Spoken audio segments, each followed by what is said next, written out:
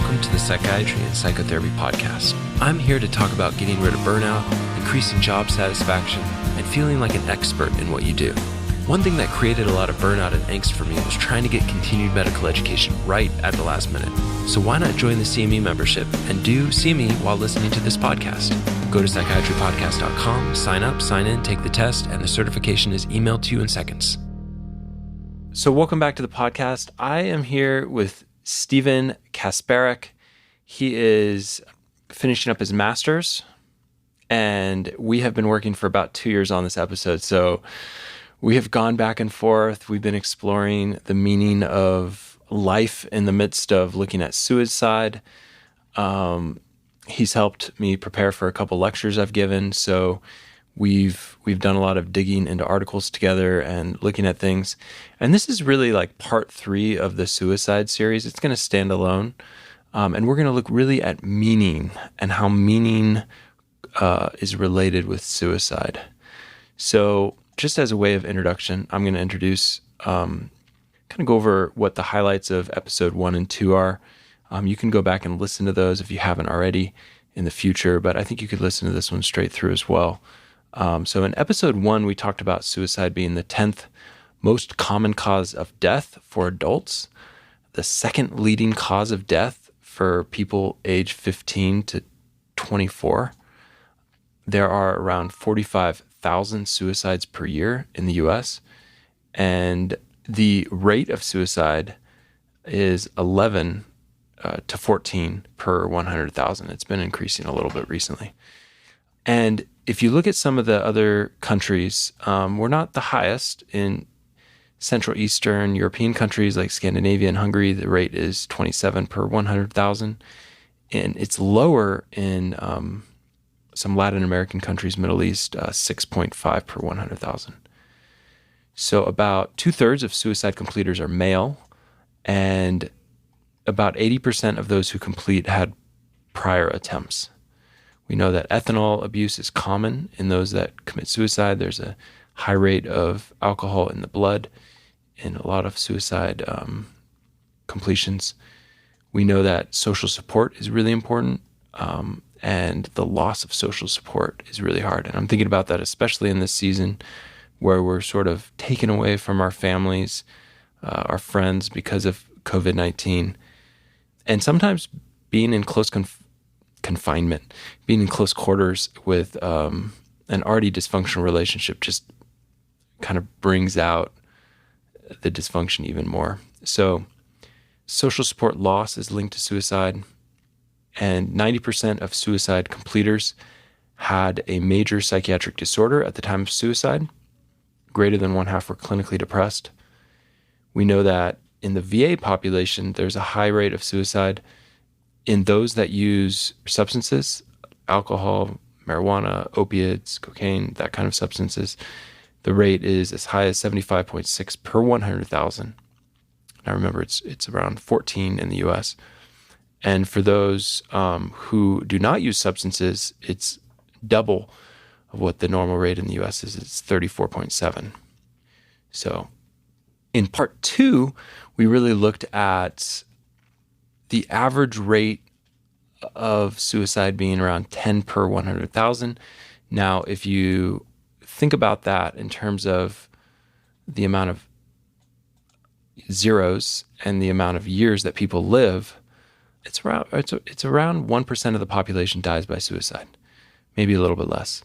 If monozygotic twins committed suicide, in the largest study, there was only an absolute increase in 4% compared to dizygotic twins. So there is some genetic component, but it's not deterministic by any means.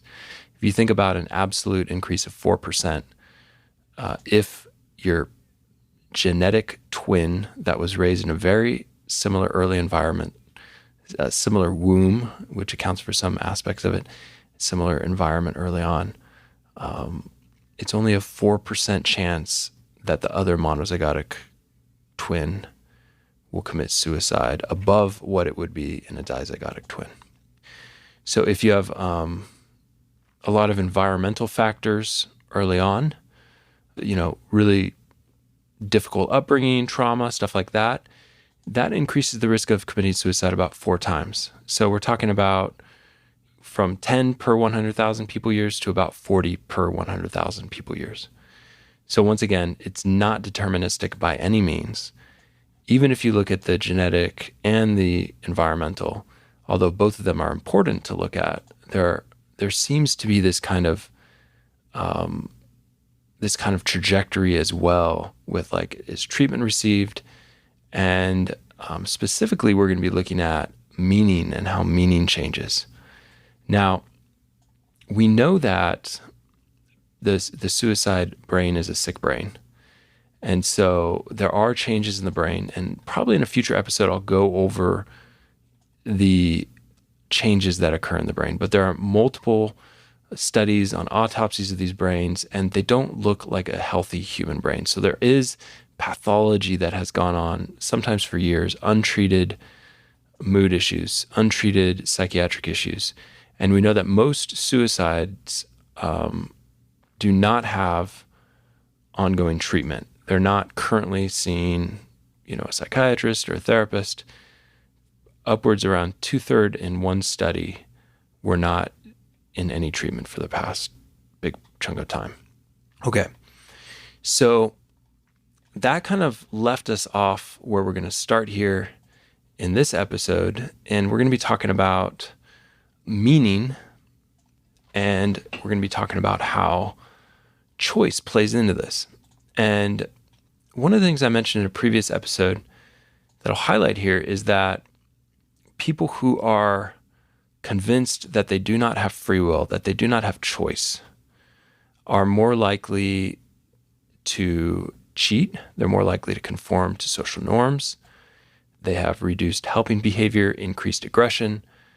They don't slow down after making errors to reevaluate. So there's a lot of frontal lobe function that seems to be lessened if the person believes that they do not have a choice, that they believe they do not have free will. And so these studies, there's a group of studies, and I'm going to be doing an episode on free will soon. I have that prepared as well. It's in the pipeline, so I won't belabor this point. But the point is that there seems to be this aspect of choice which we don't want to take away from people. We don't want to make them believe that they're purely deterministic. So in the prior episode, looking at the monozygotic twins compared to dizygotic twins, if one commits suicide, there's only an absolute increase in 4% that the other one will commit suicide. So it's not completely genetic. It's not completely that early environment. And further, in the studies on trauma, early life trauma, it increases the rate of suicide 4 times.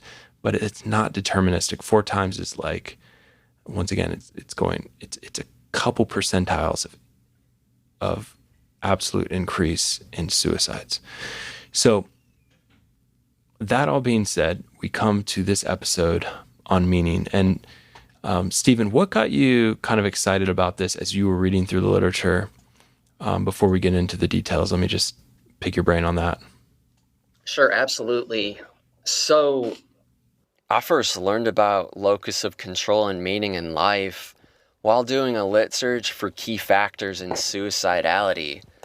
This was during the spring semester last year, and I had come across several papers focused on these concepts. The research just made intuitive sense to me. In fact, I felt locus and meaning were personally relevant.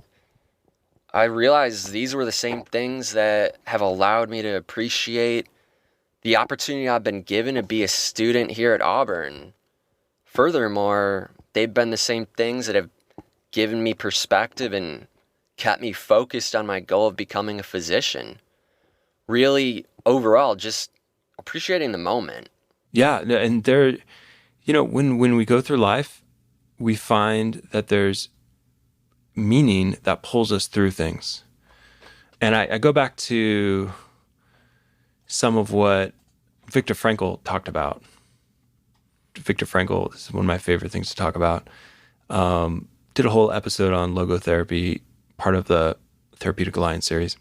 But he said the way in which a man accepts his fate and all the suffering it entails, The way in which he takes up his cross gives him ample opportunity, even under the most difficult circumstances, to add a deeper meaning to his life.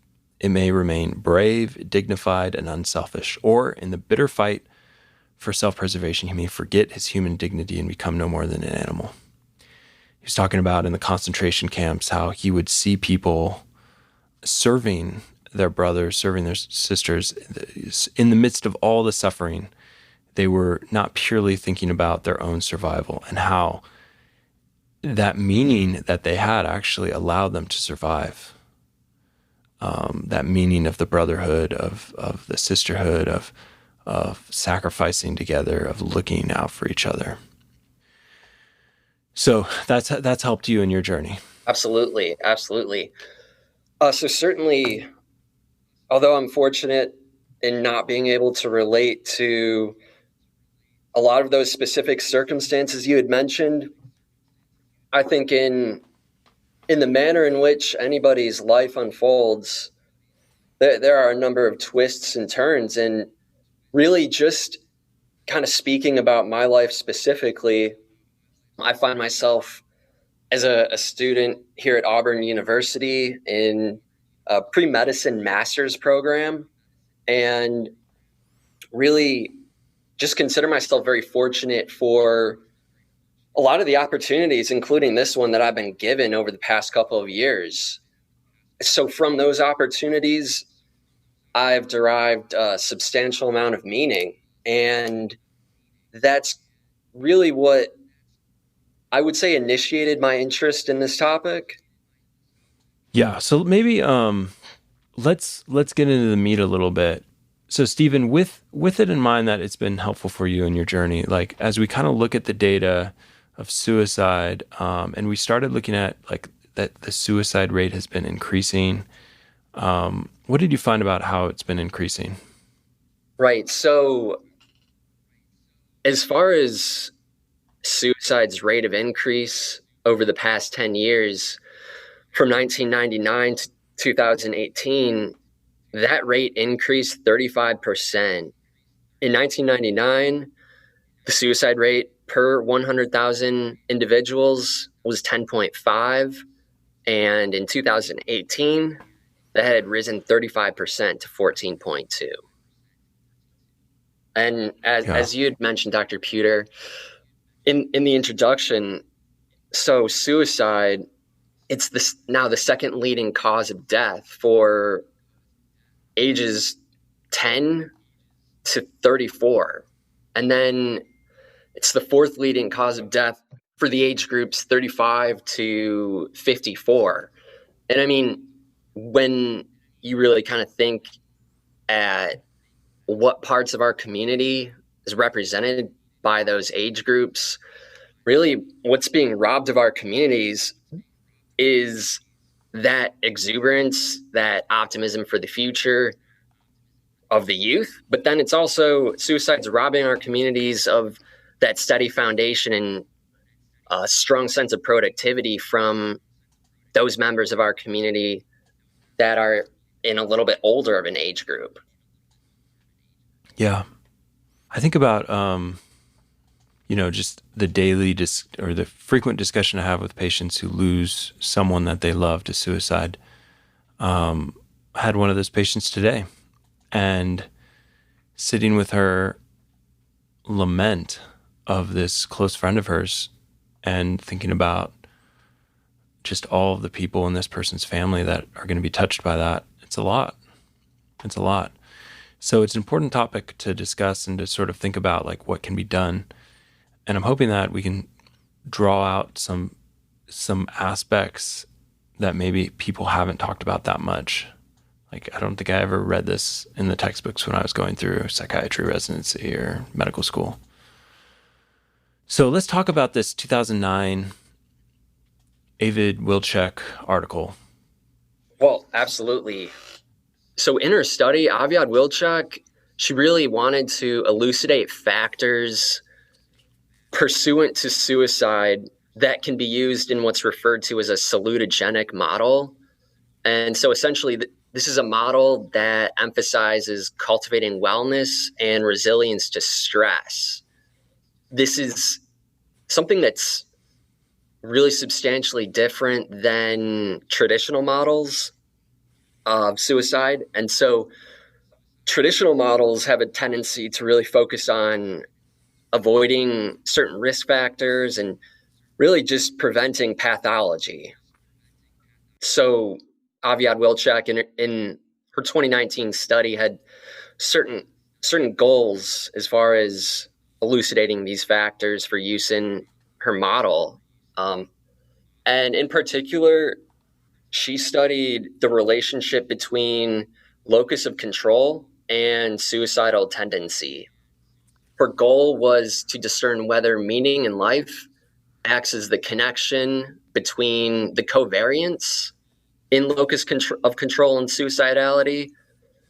I think just why this article jumped out to me was because the decreased meaning in life correlated with risk of suicide, and the strength of that correlation was negative 0.82. Really strong. 0.82 is so strong. That is such a strong correlation. I mean, I don't, like, usually when I read studies, if the correlation is like 0.3 or 0.4, it's like, okay, yeah. If it's like 0.1, it's like, I don't know, it's pretty low. But this is 0.8. That's so large. And then with locus of control, it's 0.49, which is like, so it's like as locus of control decreased, it was like 0.5 basically. And as meaning of life decreased, it was 0.8 correlated with suicidality. Like that is those are really Absolutely. Strong correlations. I think it's, at least in my point of view, I think it's really encouraging to see these really strong correlations consistently demonstrated in the literature, just because they make intuitive sense as far as what the definition of locus of control is, what it represents.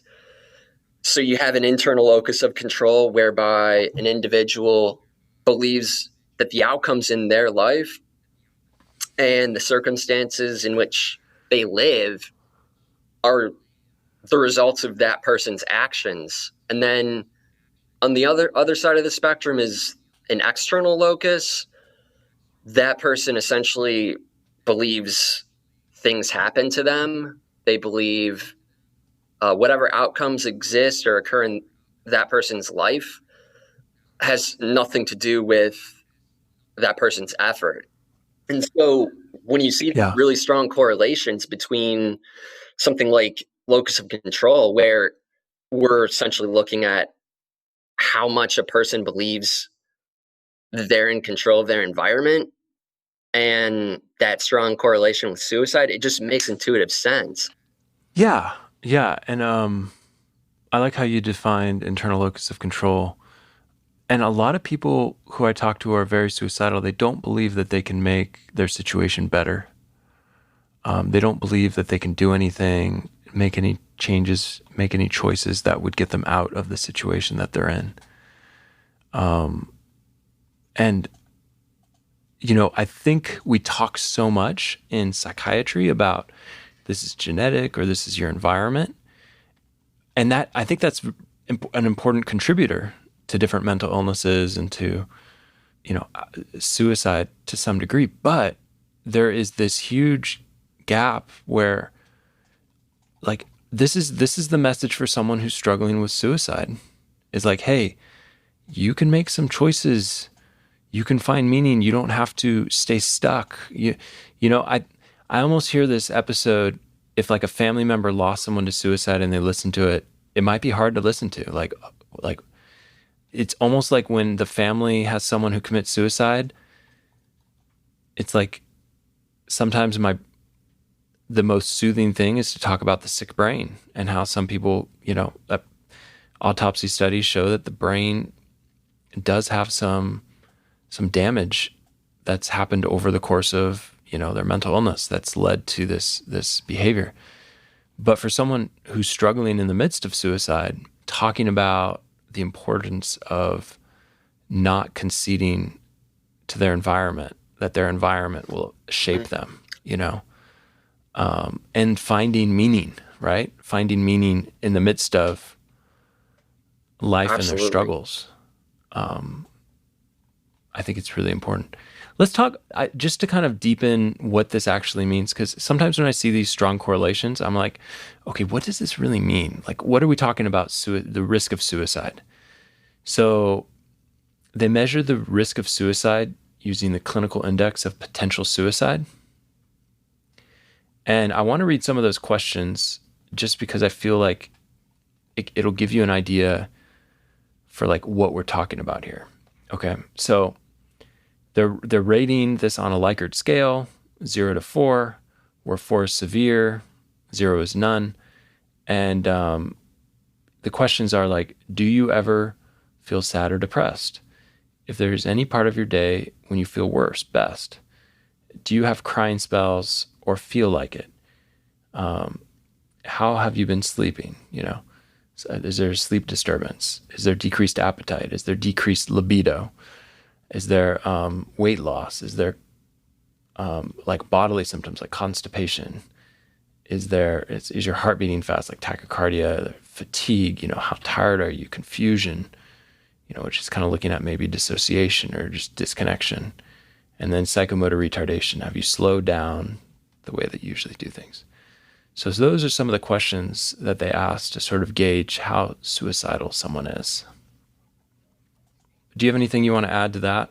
Well, so I would just say from that 2019 study, the main finding Aviad Wilczek came across from her study of two groups of individuals, one of which being patients in an inpatient psychiatric ward, and then the other group being a normative control.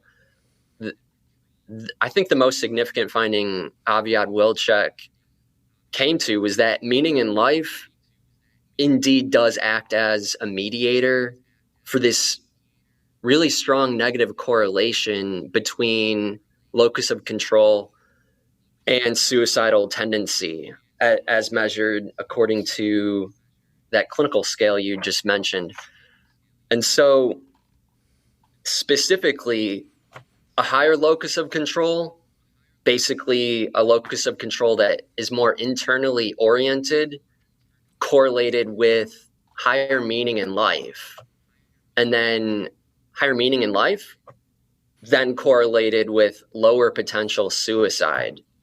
And I think in a lot of what you were discussing, Dr. Pewter, as far as locus of control and the relationship it has with meaning in life, I mean, it sounds like in your clinical experience, you've seen that firsthand.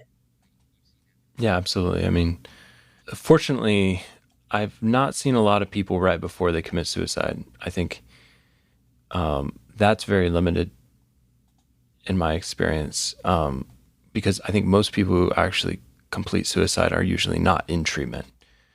And I think when people get into treatment and get through like a partial program, it's like they feel so much better. But what I've seen is that the people who struggle the most with suicide, they have a very sort of external locus of control mindset. And they also have just a lack of meaning and purpose. I think this is why residents have a lower suicide rate than the average population.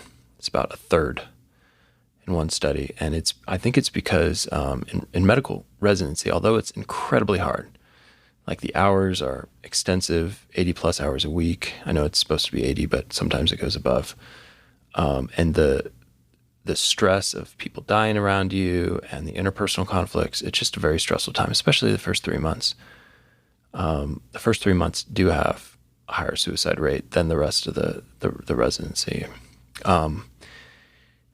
But what I think is that there's a mission, there's a purpose in what they're doing. And so although the stress is high, the rates are lower of suicide. It changes as physicians get older in life. When they get into their 50s and 60s, the rate goes up, especially. And I think some of that is because of the difficulty of providing care and sometimes the busyness of things, the meaning sort of fades within burnout, and meaning and burnout kind of go together as well. So yeah, I've seen it both in my clinical practice, and I've been seeing it in my deep dive into medical education and what that's like. But let's keep going. I want to get through some of these other studies, some of these other things that you found. Let's talk briefly about this 2014 study of Israeli adolescents. They looked at the ones that were immigrants and not immigrants. And they found that decreased meaning in life was negatively correlated with suicidal tendency in the male Israeli adolescents. Really a large number, negative 0.80, and less in the immigrants, negative 0.52. How do you understand that? It's like it's a weaker connection. It's a weaker connection. And there may be a lot of other factors leading to someone who is of Ethiopian origin. Like they may be worrying about other factors, and the correlation is still high though. Boys 0.2, adolescents 0.6 in general. And is there, if you were to do a test of looking at is there significance between those two numbers, maybe there wouldn't be that big of a significance. Maybe the range would, it would be similar. But the point from this study is that the correlation is still there. It's another study. The correlation is high between meaning in life and suicidality. Okay, so let's quickly go through some of these other studies you found. There was a study where they looked at the relationship between meaning in life and aggressive antisocial behavior.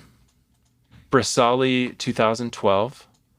So the correlations here are a little bit, they're weaker correlations, but I think they're still important to talk about a little bit, because hopelessness was correlated negatively with meaning in life. So as someone had less meaning in life, they became more hopeless. And the correlation was 0.35 for the presence of meaning, and the search of meaning about the same. And meaning was negatively correlated with aggressive and antisocial behavior, so 0.24. And irresponsibility of academic work and behavior, negative 0.21. So it seems like meaning in life, this is not as strong as the prior studies of suicidality of 0.8, but there's still a correlation between doing aggressive, antisocial acts, irresponsibility in school with meaning, and it's around 0.2, 0.25. And they also found that as meaning increased, healthy eating increased, physical activity increased. That was interesting to me. That was correlated. But these are smaller correlations of 0.17 and 0.18. So these are not like the huge correlations we were seeing before. I would expect locus of control to have a much stronger correlation than presence of meaning with healthy eating and physical activity, wouldn't you? As far as you can control essentially your health, so you go and do that. Yeah. And sometimes you have a measure like meaning, and they're picking up on positive things as well, and so positive things tend to run together. So you're going to see these low correlations. That doesn't mean it's a causal relationship, like you have to have meaning to have physical activity. But if you are full of more meaning, you may do things that are better for you in general, right? Okay, so this the borderline symptom list correlation with meaning, I think that's worth discussing. So this was a study, Marco and colleagues, where they studied the meaning in life in the context of borderline personality disorder. And, we know that clinical features of borderline personality disorder are unstable emotions, self-image issues, huge amounts of emotion around relationships. When relationships break up, there's often destabilization of their mood, affect, life. And We know that people with borderline personality disorder have a higher risk of trying to commit suicide. There's a higher risk that they will actually complete the suicide as well. So in this study, they found that the correlation between the borderline symptom list with purpose of life was correlated 0.73, negative correlation, and with the borderline list with meaning in life, 0.76. Life goals and purpose, 0.57. Does that surprise me? No, it doesn't surprise me at all, actually, because we know that people with borderline personality disorder, I've seen a number of people who find a deep sense of meaning and purpose, and they do a whole lot better. It like stabilizes them. How does a person with borderline personality disorder find meaning and purpose? It just, I don't know anybody with it that I know of. And just from what I understand, just at a basic level, it's defined by instability in so many just key aspects of a person's life. How does that person actually go about finding meaning and purpose? I've seen a couple join like religious organizations, and that's very stabilizing for them. As long as the religious leader is warm and loving and caring and not toxic. I've seen them find causes that for them make all the world of a difference. And if they find the cause and they feel like they're making a difference in the world, that can make a big difference. I remember one of my attendings sat a family down of a pretty brittle borderline and was like, you guys got to get this person to some mission field in Africa or something like that. It was a very kind of odd recommendation, but the family did. The family took this person and got them doing some humanitarian stuff, and at an orphanage in Africa, and the person improved quite a bit. So sometimes it's like when the monolithic focus is on the self, it's actually detrimental to this type of cluster of symptoms. But when they feel like they can be a part of something, making other people's lives improve better, it gives a lot of meaning and purpose. And it kind of begs the question: should we only have an individualistic approach in the way that we do psychotherapy? Like you need to do more stuff for yourself type of thing. Well, maybe the question is better, like, where have you found meaning? Where have you found purpose in the past? What have you found meaning in? I know a lot of people with borderline personality disorder who go on to be therapists, go on to be doctors. And, although getting through the process of the education is tough, once they find a place where they're giving, where they're, contributing to society, if they can find a stable relationship, it does really stabilize them to find those good things. A lot of it honestly has to do with good mentors. Like if they can find good mentors, if they can find good people to be around. I mean, I think that's where like psychotherapy has a lot of value. And then, sometimes in the midst of like a dialectical behavioral therapy track, at least the way that our partial is run, towards the end, they're finding ways to volunteer. They're finding ways to get out in the community to give back. Like that's part of the treatment, is moving from a place into a place of generativity. That makes sense. Okay. You're generating connection. You're generating meaning. Absolutely. Okay. Well, I think we should kind of wrap things up, because I think borderline personality disorder was a good one to end with, because there is such a higher rate of suicide. The incidence of completing suicide is around 10%. They're about 50 times higher than the general population to be struggling with suicidal thoughts. So we've discussed a couple articles. She's written more. She's written one on how second-generation Holocaust survivors who had higher trait anxiety, depression, how that was correlated with meaning in life, around a 0.5, 0.6 correlation. State and trait anxiety seems to be correlated as well, up at around 0.7, 0.8 association. So we're going to include this in the blog, in the article, in the resource library. all of this data, all the links, and gosh, I really want to interview her. We should reach out as well, get her on the podcast at some That would point. be excellent. I think in summary, like what I'm hoping people to take away from this episode, I'm hoping that people take away this idea of like a target, of something that you can target when you're approaching someone who's feeling suicidal. What is their meaning? What do they find meaningful?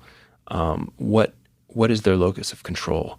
Do they feel like they can make a difference in their trajectory? For locus of control, I always say, if you can't change something, change your environment. So for example, getting stuck doing exercise, doing some lifestyle stuff, I got some coaches. I'm like, okay, I'm going to pay for coaches. I'm going to find the best. And it's been really helpful for me. So in the same way, if you're struggling with mood issues, you gotta find a coach. So you can change your environment. I think that's why the day treatment programs, partial programs are so powerful, because they really do go into depth and density really quickly with other people who are struggling with similar things that you are. If you're struggling with suicide, if you're struggling with depression. So changing your environment, changing the way that you look for what is meaningful, looking for how do I become someone who can make an impact in the world, make the world just a little bit better. These are questions that keep me going too. Honestly, like in this time, seeing patients, doing stuff on the side like these podcasts, it's like, okay, can I help people just a little bit? If I can train a therapist, a psychiatrist, and educate them in a way that gives them a little bit of value, that helps them interact with patients a little bit better, that helps their patients develop a little bit more meaning, a little bit more purpose, maybe a little bit more internal locus of control, that's going to make a difference. And so how can we have a ripple effect? So I really appreciate you, Stephen, for coming on. Thank you very much for the opportunity. Yeah, it's good. I appreciate your own internal locus of control for reaching out to me, and your own meaning for keeping going. At one point we had about 70 pages of document, and we cut it down, and we kept kind of looking for what was the most interesting thing we could find for some of these links. So I'll leave it there for today. I wish you all well, and have a great day.